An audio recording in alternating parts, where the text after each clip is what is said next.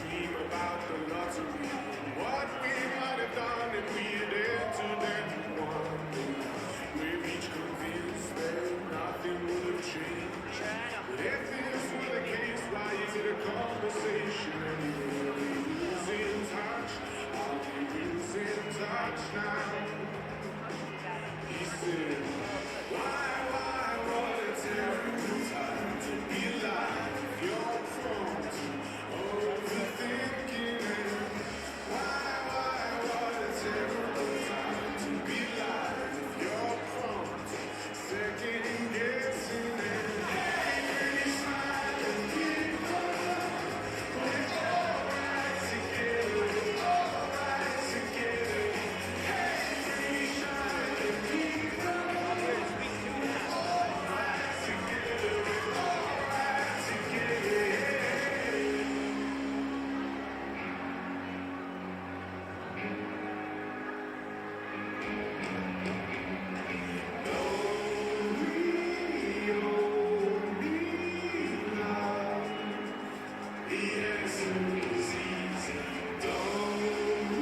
You know, when you judge a man by the length of his leg, you're quite a man.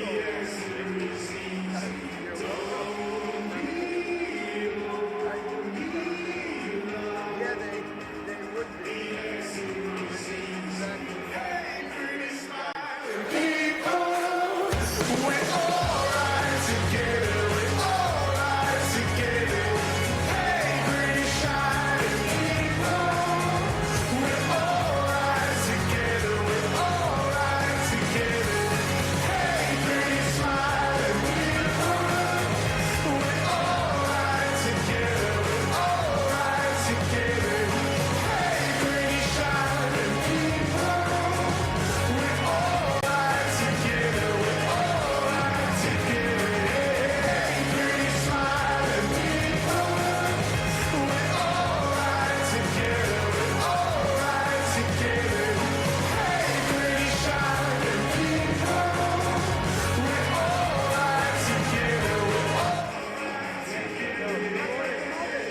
I know. I asked him, I said, did you set up the camera? He said, no, Timo did, and told me don't touch, and it'll be just fine.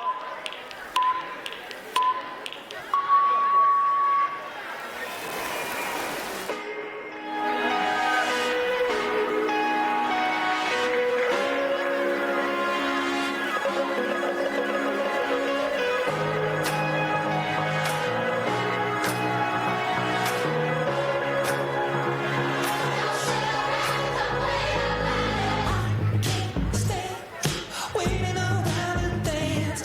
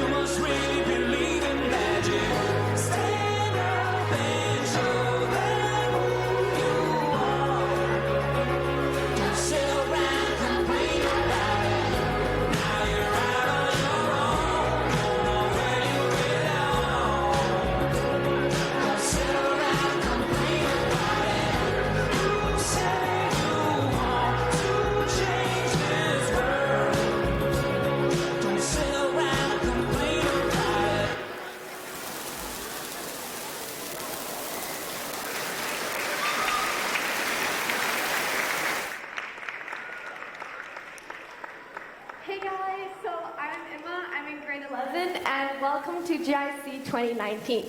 So I'm here today to talk a little bit about how we can act for impact. So, change is possible, and do not limit yourself. Do not stop yourself just because you're young. This is a quote by Malala Yousafzai, a prominent advocate for access to quality education for women who grew up in a Taliban-occupied region in Pakistan. She won the Nobel Peace Prize for her activism at the age of 17, being the youngest Nobel laureate to ever claim the prize, and has spoken at the UN General Youth Assembly. Even though Malala has made dents in her conversation regarding girls' education, what makes her even more inspiring is the foundation she founded, along with her father, Ziauddin, and Shiza Shahid, a Pakistani entrepreneur, called the Malala Fund. She founded this in 2013, when she was 16 years old. This fund not only supports local and grassroots movements who raise awareness about crucial issues, but has also helped build and provide supplies for schools in many developing or at-conflict countries around the world. By becoming an advocate, Malala has brought these issues to the global radar. People who were unaware of this issue are aware of it now.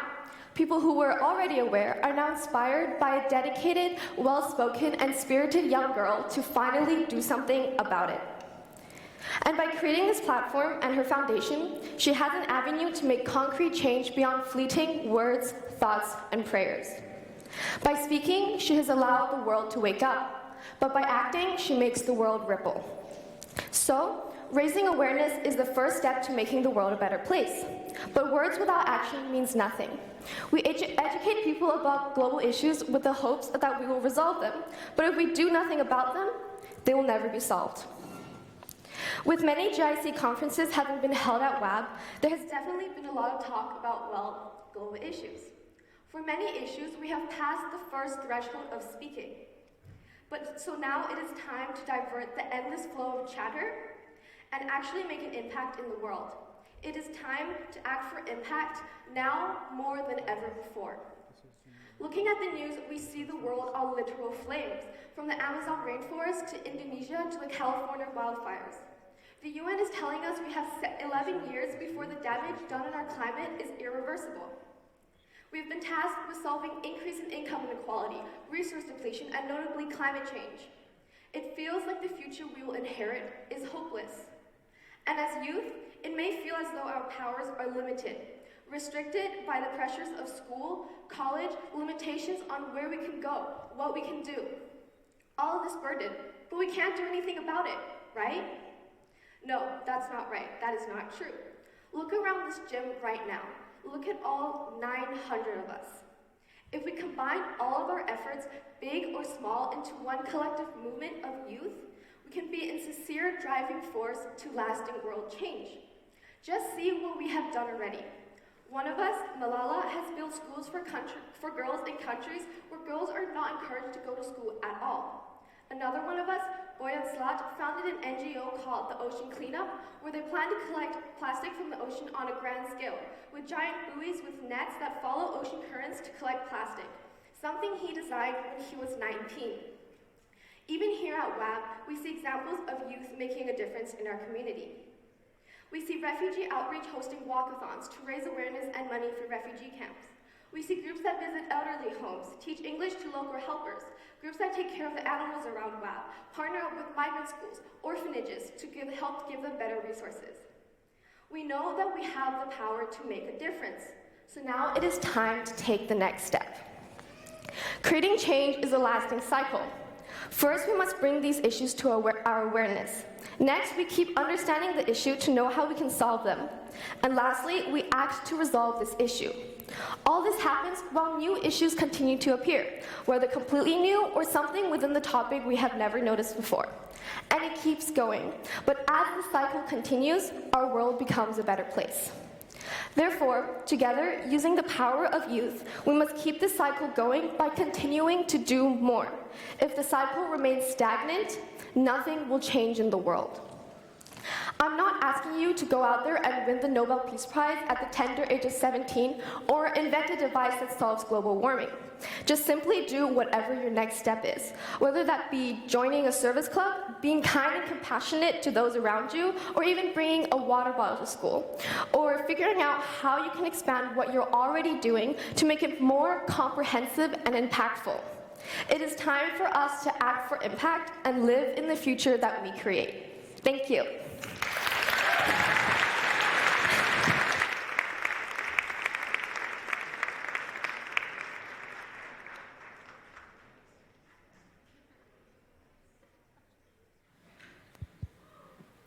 Hi, everyone. The piece that you're about to see was devised by the HL Theater students, and it explores the struggles that a refugee must go through when arriving in a new country. I hope you enjoy, and thank you.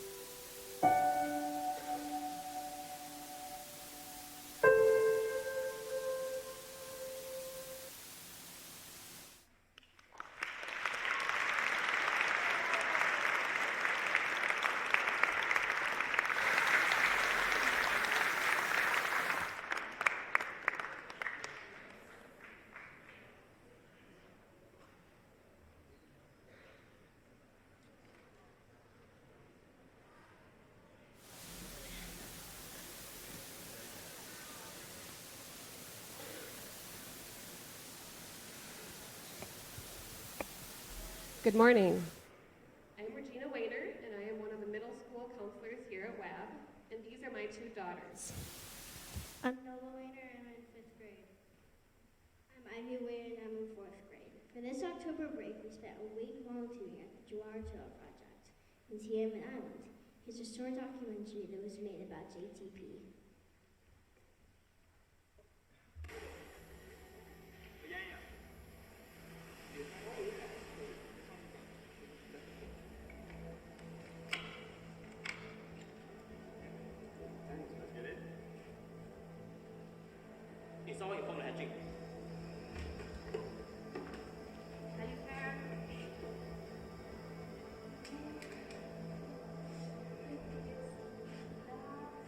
After 4 years working with sea turtles, I never get tired of these feelings. About the hatchlings, you have to take in account many factors. So it's a mixture between stress and adrenaline. And together with the collective emotion, the volunteers being excited about seeing turtles for the first time, it keeps reminding you how important is your job and how cool is it after all. So yeah, it's quite emotional.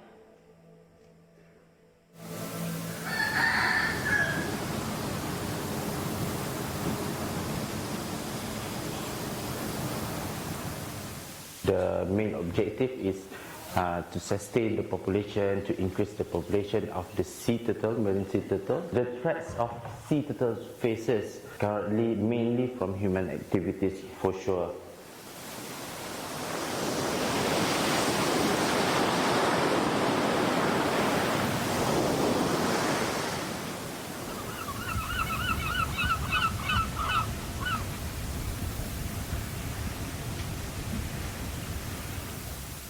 One of the biggest topic right now is plastic pollution. Sometimes these plastic are mistaken as food by the sea turtle. We do have weekly beach cleanup because our beach where we are right now, we face the open ocean.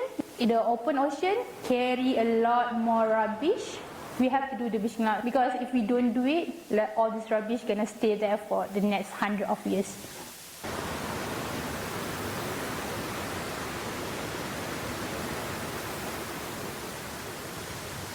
GTP is built on the intention of to avoid the people from poaching the egg.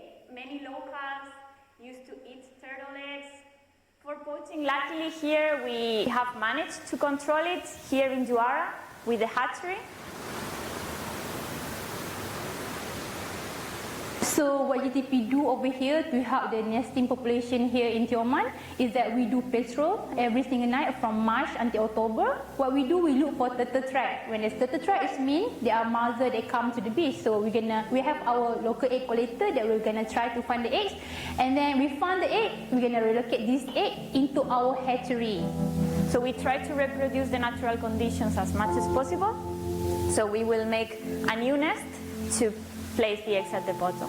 We count the eggs and we cover up the hole again, and then we put kind of a mesh around each nest. So once we are expecting a nest to hatch, the incubation period is around 2 months. So the release is quite an exciting thing. It's really cool to see how the hatchlings go for the first time. They make their way to the sea and how much they know what to do. Like even if nobody taught them, it's just in their instincts. For me, conservation and education have to be together. Like there's no point just having one if you don't have the other one. Volunteers, what they can do here, they can help us with spreading the information as our unofficial ambassador. I hope, of course, like we will revive the population of sea turtles in Tioman, but we also hope to make impact on the people so that people have more awareness, do more to help the environment. GTP is not only a turtle project, but it's also a people project.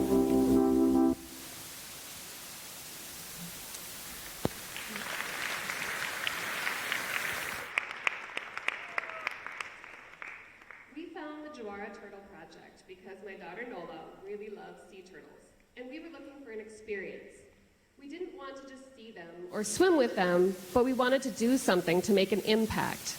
When we found JTP, we knew it was perfect because their volunteer program is a week long and it accepts families like ours. In our 1 week there, we had some amazing experiences and we learned a lot about sea turtles and the threats that they are facing. We'll tell you more about our week volunteering. A nest hatched 3 days before we got there. We got to help when they dug it up. We found one hatchling that we helped out to the sea.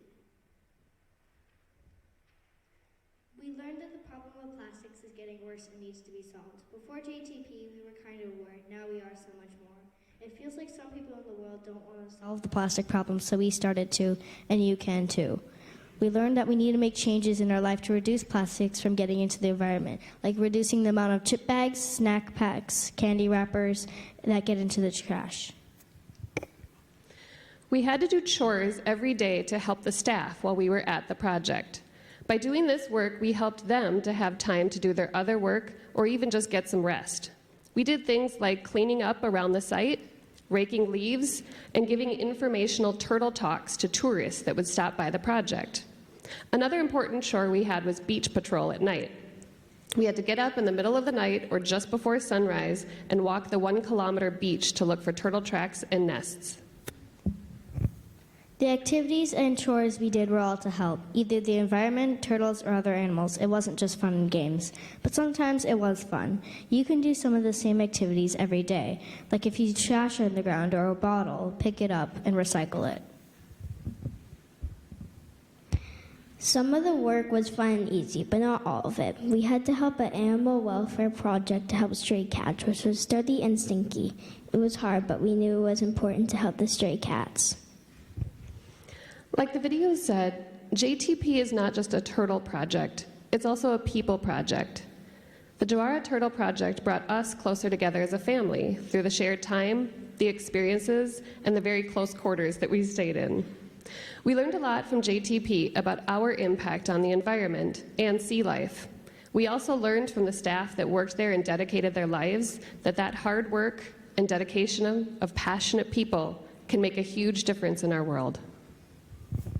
Before we left JTP, we asked Manager Dan what we can do to continue helping. He asked us to raise awareness about JTP and raise awareness against the threats that sea turtles face. We scanned the QR code if you want more information. Thank you for listening.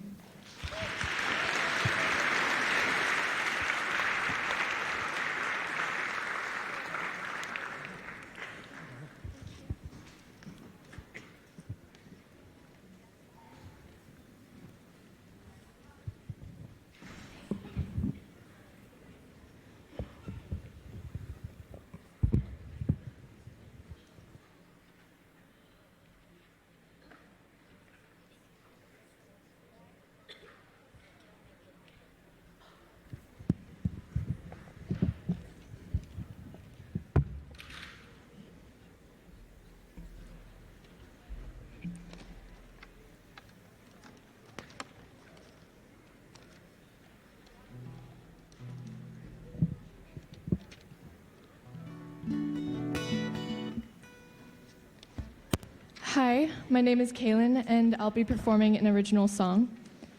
Since we are such an international and global community, we have a lot of responsibility to be open-minded, as well as to share our own perspective wherever we go. The theme of this year's Global Issues Conference is to take action, from making a difference in our own community to others around the globe, whatever that action may be. The song I'm going to share today is one that I wrote with a friend in 9th grade. That summer, she was leaving to go back to Holland, and we thought it would be great to share something we both love to do and take advantage of the last months we had together. Now that I'm a senior, it hit home even more so, since we're leaving soon. The song is a voice for those who feel displaced and yearn to own their identity in this multicultural community, where loved ones come and go. So this song, in a way, is a call to action in being proud of our identities, especially when we are as lucky to call our home wherever we feel is where our heart is. Even if this doesn't directly affect others, it affects our attitudes, and that sometimes is all it takes to make a difference. With that, here's my song, Home.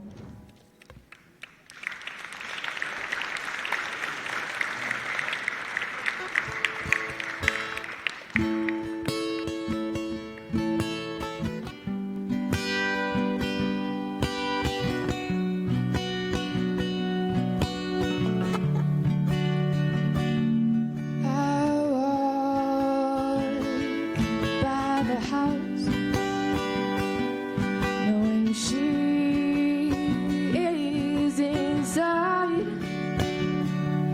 There are blinds covering the faces that used to be in the past. Memories climbing through the treehouse. The leaves swing side to side. I miss those days where it's time gone. I have to leave.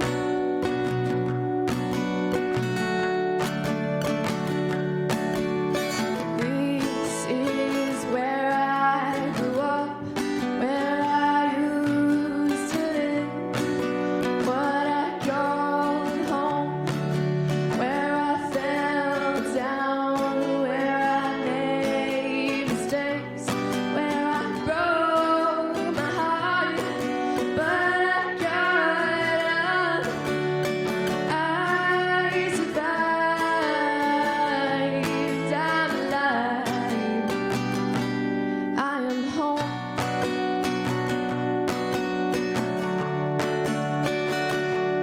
Laying down on the grass,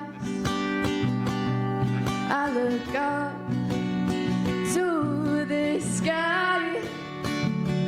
I see the stars and constellations in this big world. I feel so small, remembering all, nothing else mattered. The world was perfect, then it all shattered. Da da da, da da da, da da da, da da da, da da da, da da.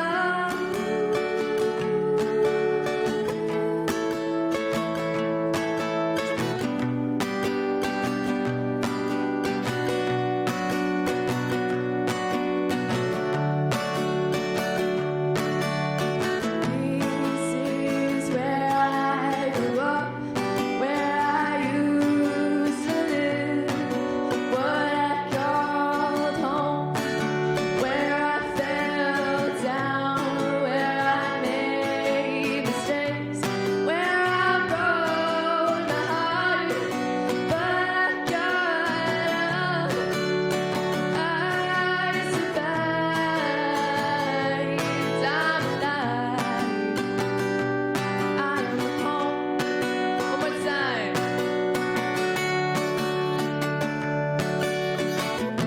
This is where I grew up, where I used to live.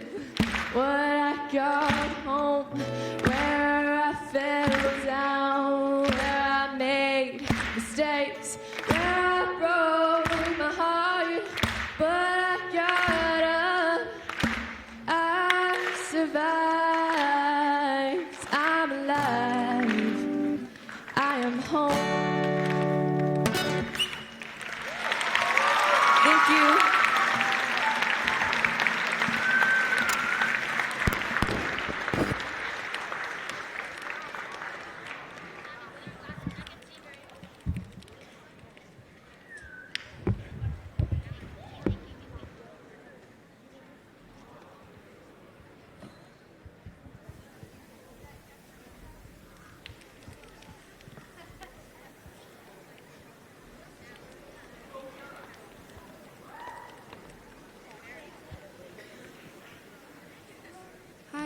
Hi. My name is Josephine. I'm in 10th grade, and I'm here to talk to you about my personal project this year. So my personal project Ecosia at WAB through seminars to different WAB audiences. And this is my first one at GIC. And so Ecosia, I find that at GIC, we often talk about the issues in our world. That could be outside, on a global scale, like climate change, or just small issues in our WAB community, like the recycling bins and things like that. But I find that we talk a little less about what we can actually do. So I'm here to talk about a realistic solution that WAB can use to fight climate change called Ecosia. So what Ecosia is a search engine, kind of like Google. When you search things up, you get results and images and news stories and things like that. And they've planted 75 million trees across the world. And the way it works is that when you search things, it makes money. The company makes money by selling ad space to local companies who want to promote their product on your screen. And they take this revenue and they invest it in tree planting.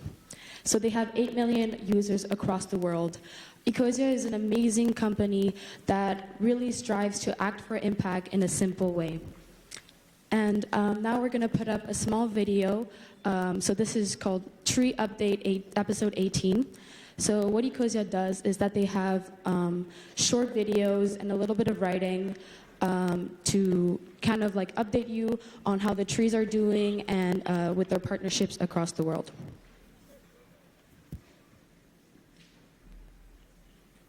I'm here in the forest that is managed by Peter Wohlleben, Germany's top forester, to exchange knowledge and best tree planting practices with him.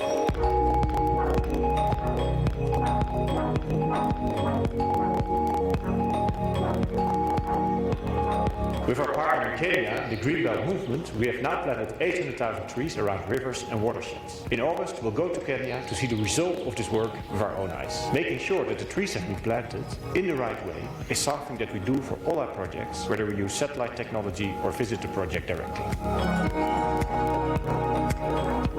In Brazil, we have an unusual way to bring forests back, namely through firefighting. Thanks to Ecosia's support, the IPA was able to stop 40 forest fires between May and November 2018, north of Rio de Janeiro. That means that over 500,000 trees can now continue to grow in the next rainy season.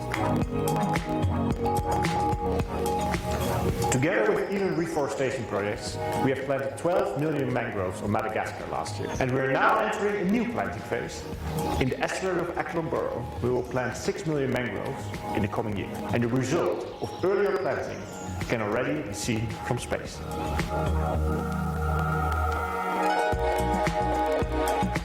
At Ecosia, we bring forests back in many different ways, depending on the local conditions. Sometimes we plant seedlings, sometimes we use direct seeding, sometimes we use FNR, which involves pruning existing trees, and sometimes we use firefighting. But now we're about to try something completely different in Malawi, namely planting trees through the radio. Most people in rural Malawi listen to the radio, so informing them of the importance of trees and of how they can bring back forests might be extremely effective, cost efficient and scalable. We start with 36 radio programs in 2 districts, in cooperation with the Farm Radio Trust, and we will keep you posted on how it goes. Thank you Ecosians for making all this possible, and thank you for your comments, which I always read.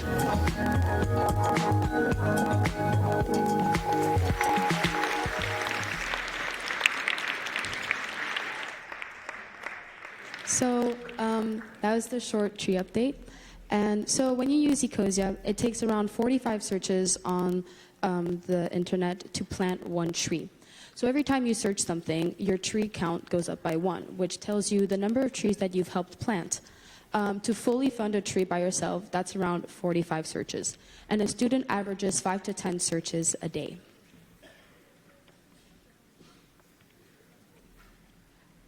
So Ecosia plants these trees in what they call biodiversity hotspots, which are places around the world who are facing dire consequences of climate change, but that also have a large range of biodiversity, fauna and flora that needs to be saved. These places rely on trees to help their ecosystems live. So they plant in 21 locations in 15 different countries, and these places range from Indonesia, Spain, Uganda, Ethiopia, Burkina Faso, Nicaragua, Haiti, Brazil, Peru, all over the world. So, but some of you might think, this sounds great, but how do I trust it? Is it legit? And I found myself that a year ago, when I first found Ecosia, I asked myself 2 questions. Number 1, does Ecosia actually use their revenue to plant trees? And number 2, is it ethically better to use a search engine like Ecosia over my old search engine, which was Google? And the answer is quite simply yes. So one thing that's extremely transparent about the company is that they publish their monthly reports since 2014. And if you go on their website, you could look at every single monthly report since 2014 that shows you what they're spending their money on. So it's divided into 4 categories: tree planting, operating costs, spreading the word, which is marketing, and reserves.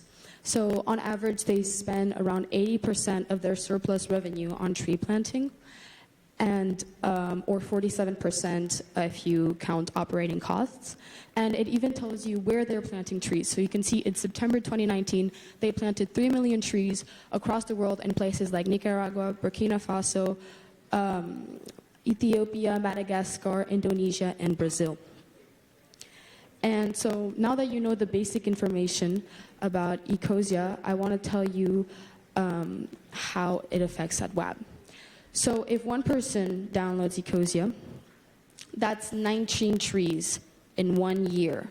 Because let's say there's around 170 school days in 1 year, and you search five times, that's 19 trees planted by one person. Now let's take a little less than half the crowd here. Let's take the WAB High School.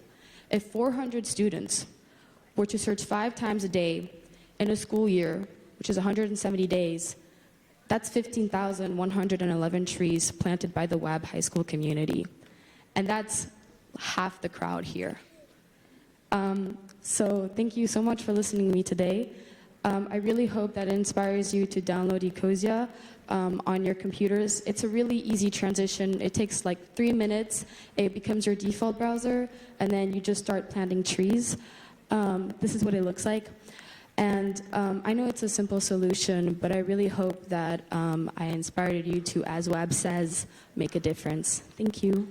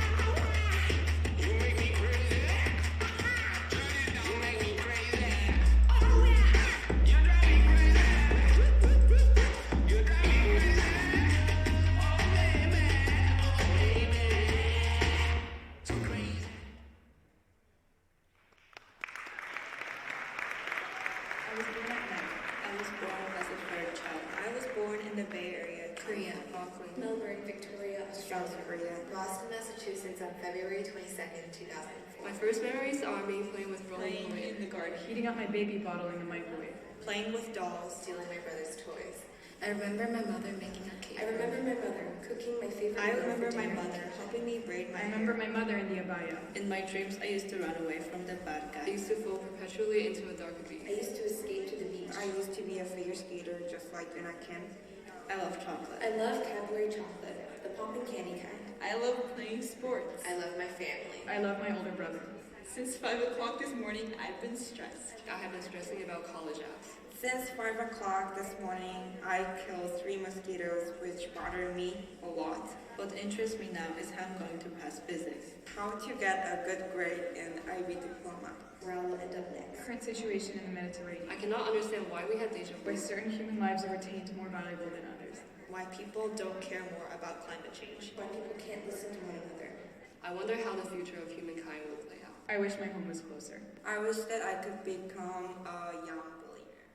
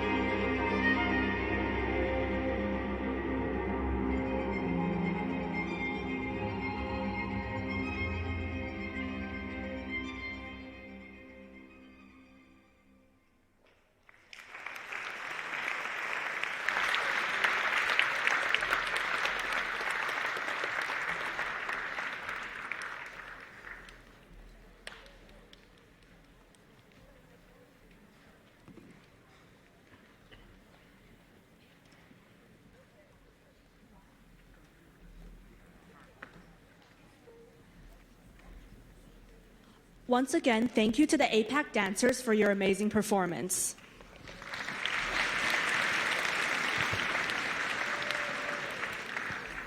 Now, I would like to introduce Mr. Hongxiang Huang, founder of China House and Forbes 30 Under 30 nominee in the Social Enterprise category. Through his research in Africa and Latin America, he has become somewhat of an expert in global wildlife conservation.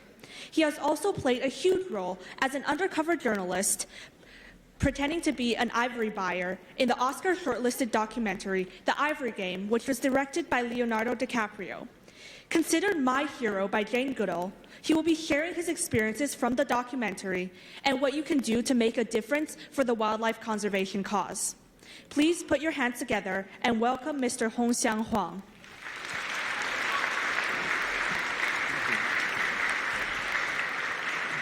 Hello, good morning everyone. My name is Hong. Thank you everyone for being here, and thank you fella for watching on the live stream from Thailand. So I guess you may be wondering, like when we are talking about like African wildlife conservation, undercover investigation, they all sound very far away from us, right? And what, a Chinese person doing conservation in Africa? That sounds new. So you may wonder, like, what happened to this guy in front of you? Like, what brought him there? And that's what I'm going to do now. I'm going to introduce you a little bit about what happened to me and what brought me to the journey that I have been to and how you can totally do the same or much, much greater. Next one, please. Next one, please. So when I was very young, when I was almost at your age, I really loved animals. And I always watched National Geographic, I watched Animal Planet and so on. I had a dream that I wanted one day to go to Africa to do conservation, to do animal protection and so on. But I'm from a very traditional Chinese family. So when I said that to my parents, they would give me a look like this. So they would tell me, why you want to do that? It's far away, it's dangerous, it's not what normal people would do. You want to do conservation? Yeah, that sounds great. First, go make some money. When you are rich enough, you can do that. Because in the perception they are having, if you want to do something about like making the world better, if you want to do something about like conservation, it's something very noble. But you are going to end up being a volunteer, you are going to be very poor. So no, that's not really a career path. They somehow convinced me when I was very young. So I study hard like a normal Chinese kid. I went to college at Fudan University in Shanghai. But the more I study, the more I get confused. What do I want to do after graduation? What kind of job I want to get? I asked my classmates what do they want to do. Oh, they say, yeah, just like going to a bank, going to a real estate. You're going to make a lot of money and you're going to have a good social status. That's great. But I asked them, do you really love what you are going to do? They said, no, of course no. Like, who really love their jobs? No one. Really? Is that the case? I was still not satisfied. So I decided that I want to go abroad for a future master degree study. I wish to explore whether there are some other possibilities there as well.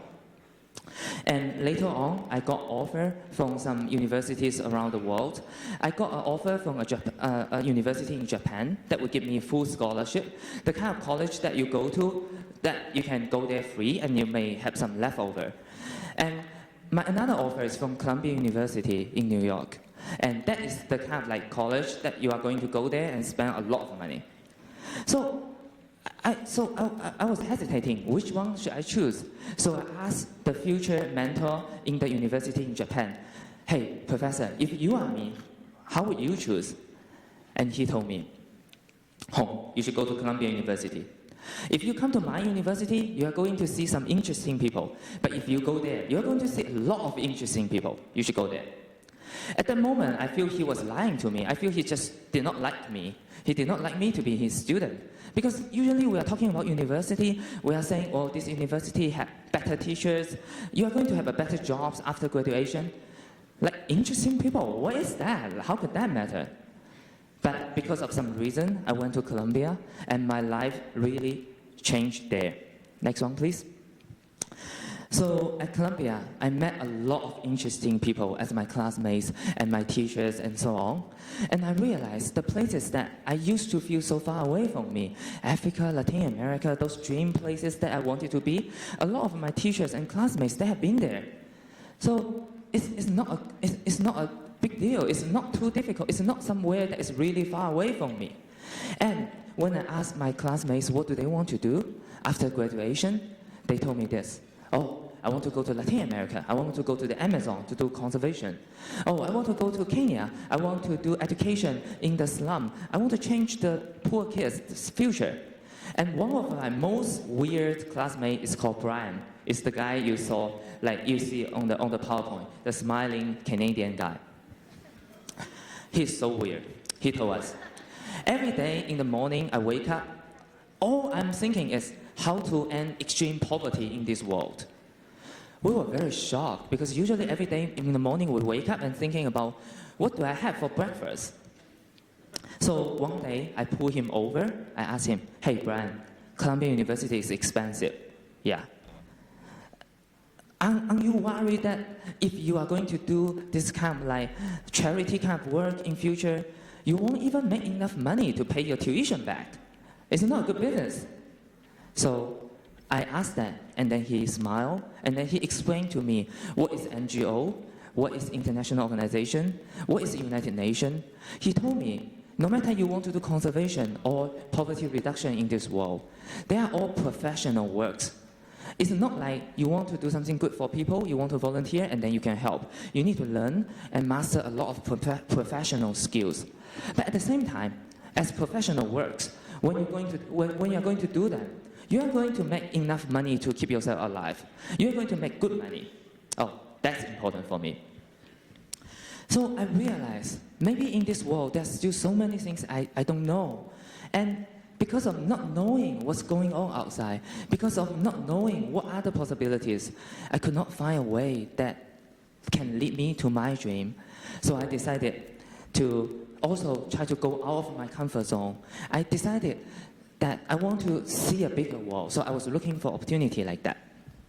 One day, I was chatting with my classmate. She's from Ecuador.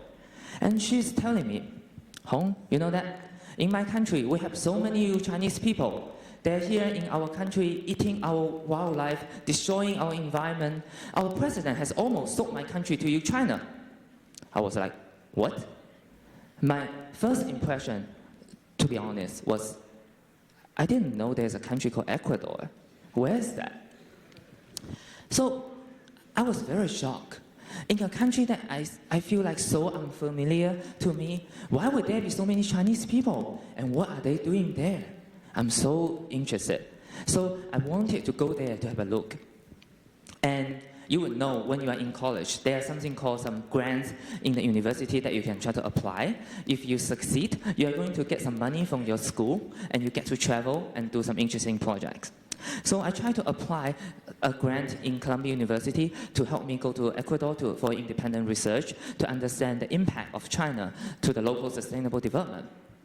I tried, but I failed because I did not have any experience, so I couldn't successfully apply for the grant. At that time, I was thinking, okay, wait, maybe I can do this in future when there's opportunity. But then wait, if now I cannot get this opportunity because I do not have experience, if I just wait, I'm not going to get experience anyway. So I make a decision. I bought a ticket from New York to Ecuador. I do my own visa application. I flew to Ecuador alone in my first winter break. That was at the end of 2011. And in Ecuador, what I saw really is mind-opening for me.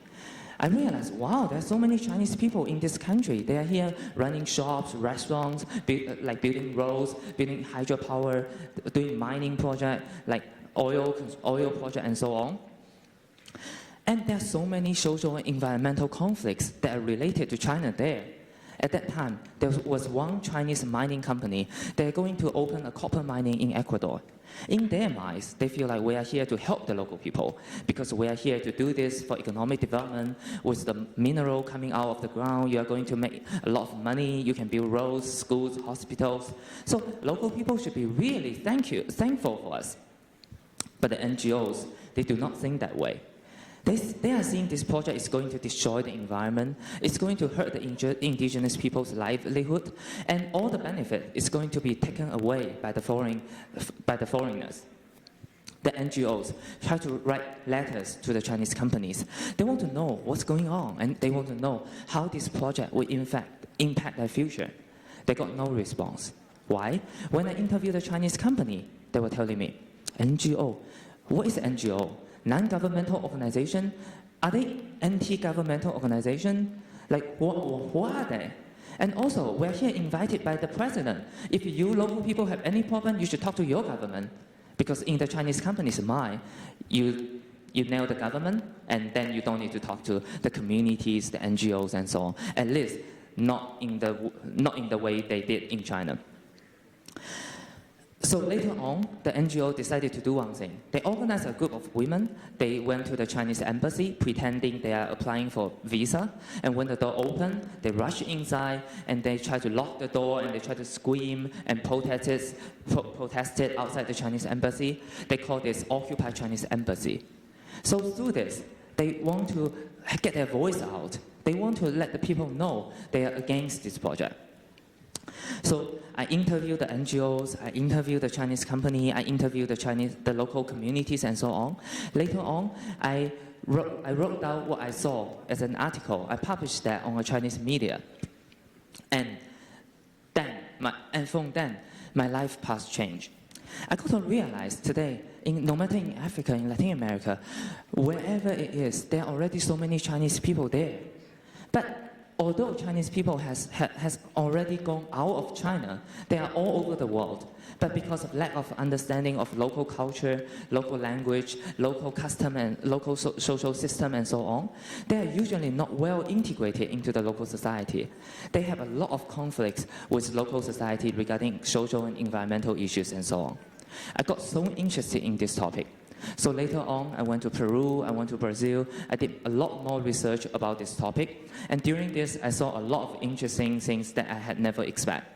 The picture on the right is also in Ecuador. A few years ago, like Chinese fishing ships, they were catching sharks in Ecuador, in Galapagos, and they were caught. And the local NGO wear a shirt to protest. It says, "Save a shark, eat a Chinese." So that's the kind of things that got me really interested in this topic.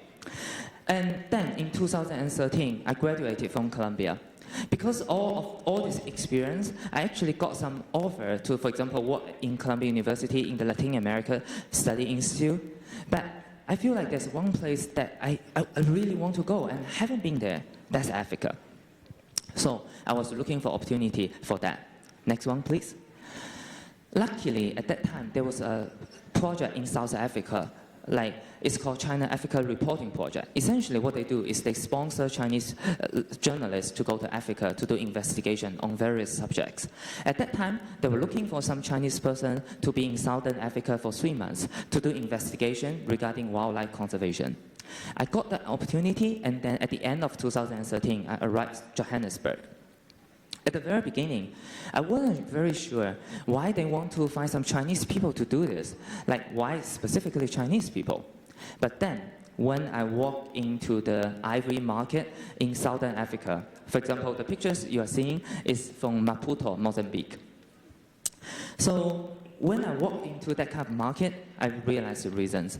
So first, ivory and so on, because it's illegal, they're usually hidden in boxes or plastic bags and so on. And if it's a white person walking in this market, the traders, they had no reactions. But when me and my Chinese friends, when we walked into this market, the local traders, they saw us, they were so happy. Their eyes are like shining, they were smiling a lot. It somehow feel like someone is walking to them with money. And they started to use Chinese to talk to me. 我们有象牙，我们有犀牛角，不贵。 We have ivory, we have rhino horn, cheap. And oh, that's the reason. Next one, please. And since then, I got to realize right now in Africa, there are many wildlife being slaughtered for some parts of their body, like ivory, elephants, rhino horn, rhinos, and so on. Many of my friends will ask me, wow, if you want to get ivory, just cut the ivory. Why you have to kill the elephants? But they didn't know that 1/3 of the ivory tusk is inside the head of elephants. So if you want to get the full tusk, you need to cut the whole head down. And it was shocking for me even to find out that today 70% of African ivory is going to one country, China. And it's not just ivory. Rhino horn, China is not the #1 consumer in the world. It's actually Vietnam, but China is the number 2 consumer in the world. Pangolin, for some Chinese people, they really love it because they feel the meat is delicious, the scale can be for medicine, the blood you can use for fried rice. Don't ask me why. So And because of that, Chinese people in general have a quite not so positive image globally with conservation and so on. Many of my non-Chinese friends, they were sincerely asking me, Hong, do you all Chinese people eat dogs? Do you all Chinese people buy ivory? Do you all Chinese people just do not care about environment? And I know they didn't mean any harm. It's just really the way they are seeing this. That's very sad for me as a Chinese person, but at the same time, it's very helpful for a Chinese person to be doing investigation. When I was in the ivory market in Africa, I could ask them anything. Hey dude, this is illegal, right? Yeah, illegal. Who are you, where are you getting them from? Oh, I told you there's a pass from Mozambique, you can get it like this. Who are you selling them to? Oh, it's this guy and that guy and this guy. If you want to take photos, just use a phone and just take photo openly. They will give you a disc. Because a normal person like there at that time, no one would feel a Chinese people can be doing conservation. So because of that luck, I spent 3 months in South Africa, Namibia, and Mozambique doing some investigation. I wrote some stories about how the ivory and rhino horn trafficking work, and so on and so on. I published them. And then later on, there are some environmental NGOs, they saw the articles and then they approached me. Next one, please. For example, the first one, next one, please. For example, the first one who approached me is called Ophia. It's the guy on the leftist one. The guy who looked like a smuggler, but who is actually a good guy. So Ophia approached me and told me, Hong, we have been having our investigators pretending to be buyers to meet the traffickers. Once we get them to bring the ivory and rhino horn for trade, the police will show up and arrest them. But you know, the traffickers, they are so smart. They always are worried that the people they are seeing, they are undercover investigators. But Hong, you know, once they heard your English with strong Chinese accent, they're going to believe you. I was so angry at that time. I just finished my master's degree in the US, and you call my English like that. But anyway, I decided to use my English with strong Chinese accent to help him make phone call with the traffickers, and then eventually went to meet some traffickers with them and so on to help them get people arrested. So from then, I started to help with some NGOs doing investigation in various countries in Africa and Asia and so on. 2014, when I just finished an investigation, there's one filmmaker from Austria. He also found me, and then he come to me and explained to me that, Hong, you know, the topic of ivory trade and elephant conservation is a very hot topic globally. And there are so many people who have made a lot of documentaries about it. Even Hillary Clinton used to do the narrative for one of the documentaries called White Gold. But Hong, if you look at all this documentary, you will see it's a very simple narrative. It's always the white people, the Western people doing investigation. They're the good guys. It's always the African people who are killing elephants. They're the bad guys. And it's always the Chinese people who are buying ivory so that people are killing elephants. They're the worst guys. So he's telling me that, Hong, I want to make a documentary that is more comprehensive, that can explain to people more about what's the real situation of ivory trade and elephant conservation and so on. And I want you to be inside. I want this film to also have a Chinese character and a Chinese voice so that people see, yes, they are Chinese buying ivory, but they are also Chinese working for conservation as well. So I agree, and this documentary he was shooting between 2014 and 2016. At the end of 2016, it got on Netflix called The Ivory Game, and the executive producer is called Leonardo DiCaprio. So, and after this documentary, many of my friends will ask me, then you cannot do investigation anymore, right? Because you are exposed. So at that time, I was like, you know what? It's not actually that influential because of two very sad facts. One, the people who actually buy and sell ivory and so on, they don't watch environmental documentary. Second, for many non-Chinese people, all Chinese look the same. So after the documentary, I actually did some more investigation and so on and so on. But what my friends were right is that investigation later on has not become my full-time job. And the reason is that, so from New York to Latin America to Africa, I got to realize today there are so many challenges all over the world, socially, environmentally, and I somehow saw like China has an important role in it, both positively and negatively. And a person like me can actually be able to do something that is actually helpful for the world, no matter as a researcher understanding Chinese business in Africa and Latin America, or as a conservationist who is trying to help with ivory trade, like elephant conservation and so on. And what I can do, there are so many people in China who can totally do the same. Every time after the film screening, like in America, in Europe and so on, I always told the audience, you know, among Chinese person, I consider myself mediocre. Like what I can do, there's so many people, Chinese people who can do the same. They always just feel like I'm being humble, but no, I'm not. Many of my Chinese friends will ask me, Hong, how can you do undercover investigation? How can you pretend to be a smuggler? You don't look like one of them. You look so poor. You don't look like someone who can afford ivory. And I was like, yeah, you are so right. But you know, as long as you look Chinese, you look like an ivory smuggler. So later on, what I decided to do is that I feel like one person cannot make enough impact in this world, no matter what you do. If I spend my whole life doing investigation, there are only a certain number of traffickers I can help arrest.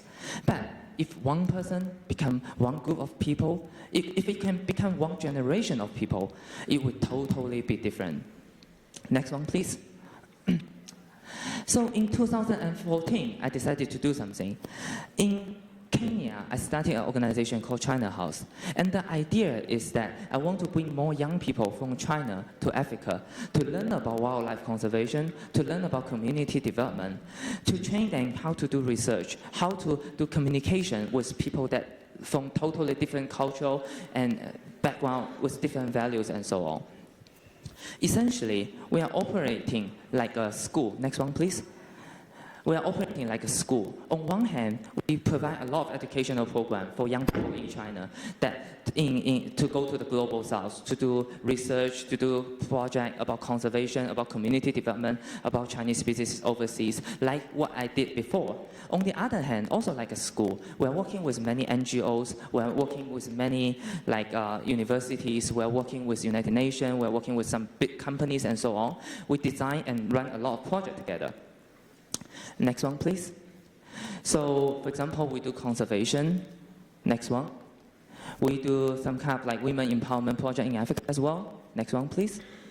We also try to tie what we do with the situation of Chinese business overseas. For example, with the fact that a lot of Chinese people, they are buying ivory and so on, like in many countries, we try to influence them, we try to do outreach to them, and we try to influence their behavior. Next one, please. So through what we are doing, we are hoping to achieve a few goals. One is that we wish to bring more young Chinese people to do something that is actually meaningful, helpful for this world. Second, we try to build a bridge for communication because we realize today China is very important in the global sustainable development, both in a good way and in a bad way. And there are so many miscommunication in between. There are many things that people in China wouldn't know. And there are many things about China and Chinese people that people outside of China wouldn't know. And if we can bring more young Chinese people outside to do this kind of research and project together, they can essentially build a bridge to help two sides understand each other. And lastly, what we are hoping is that through all this project, we wish to cultivate a new generation of global citizens. They really have a global view. They really understand how the world is and what can you do if you really want to change the world. And I feel like with more and more young people getting into this, they will be able to do something that is much greater than what I can do as one person alone. So finally, there's one small advice that I would like to share with everyone here. If you feel like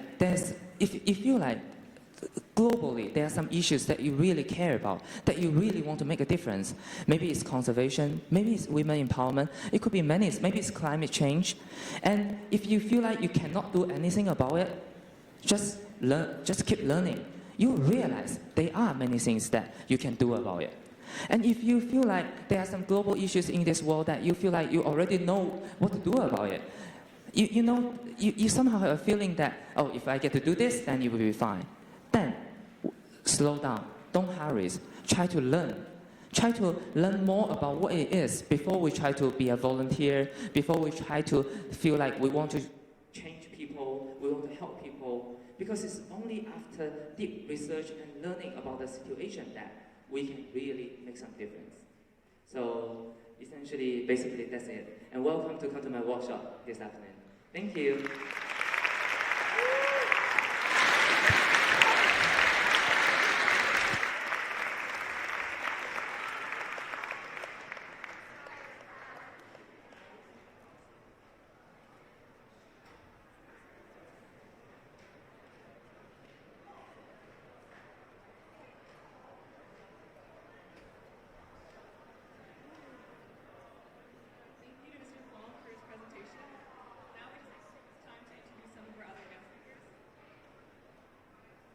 Next slide, please. So first we have Joe Harvey and Carrie Yu, and as many of you know, they are the founders of Belk House and have been featured on China Daily, BBC, CCTV, and a short documentary that reached over 30 million people in China alone. And with his workshop, Equality and Diversity is Not a Pie, AJ Song, the previous Beijing Gender Health Education Institute Development Manager and current organizer of the Dance Workout Party Fit, is here to spread his message of acceptance and tolerance. We also have Ms. Annie Clausen, who is a parent here at WAB and has dedicated her life to promoting a zero-waste life. Next, Dr. Yan Liu has dedicated his work to wildlife research and conservation in the Tibetan Plateau since 2004 and is currently the science director for the Chinese Field Conservation Association. And here to represent the Mesa Cultural Foundation with her workshop Making an Impact, Helen Boyle is sharing her knowledge of creating positive, lasting change in the world with her experience supporting the migrant communities within China. And as many of us know, Ms. Stella Marinaro is a nutritionist, works at Raffles Clinic, and is a dedicated parent who has been helping the WAB community stay healthy throughout her time here in Beijing. Jen Poland, an educator as well as the owner of The Slab, a mixed media art studio, is leading her workshop The Essential Stitch today, teaching valuable and relevant skills for upcycling and reviving clothes. Erica Huang is the founder of Farm to Neighbors Market, which is the first market organization in China to follow the United Nations Sustainable Development Goals as a guide for her operational strategies. Nancy J. Brown operates as both a figure in the entertainment industry and the director of marketing for Roundabout, a charity assisting those in need operating in mainland China. In her workshop, The Environment versus Fast Fashion, you'll be able to make a direct impact on the community. Also here is Jay Paul, an environmental enthusiast with his workshop, A Friendly Chat About Living an Eco-Friendly Lifestyle. He'll be sharing what we can do to live more sustainable lives. We also have John Ashland, who has since 2017 been working as an associate of the Dutch nonprofit Circular Economy in China. And finally, Mary Peng, the founder of ICVS, the first full-service international standard veterinary service in Beijing, is here leading her workshop Across Borders and Cultures, the Human-Animal Bond, where she'll explore the importance of relationships between animals and humanity. And after hearing how many great speakers we have with us today, we're going to hand it over to Ms. McMullen. Oh, and also welcome to BCIS, FIBS, and Daystar, our 3 international schools who are visiting today.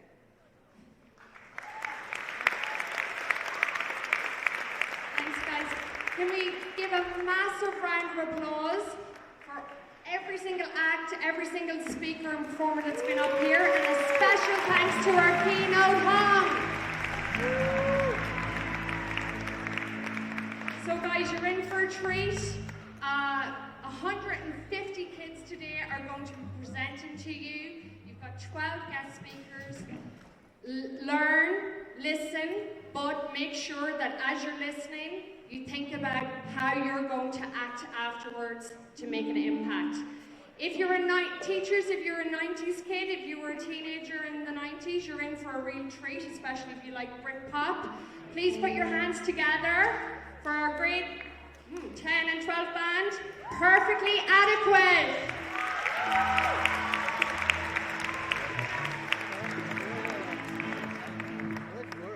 From blur to blueless, right?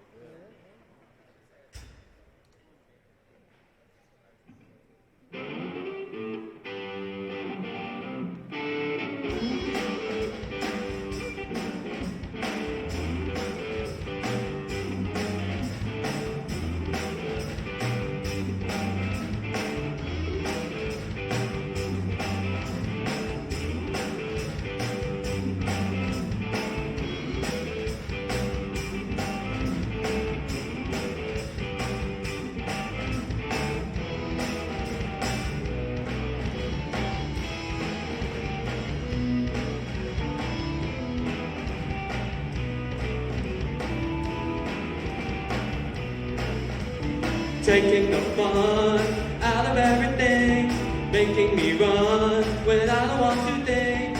Taking the fun out of everything, I don't want to think at all.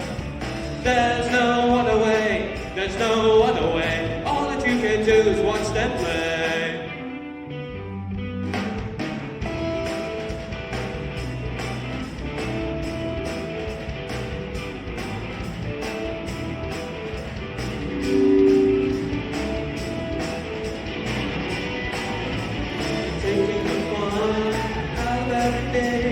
Making it clear when I don't want to think. You're taking me on when I don't want to go up anymore. I'm just watching it all. There's no other way, there's no other way.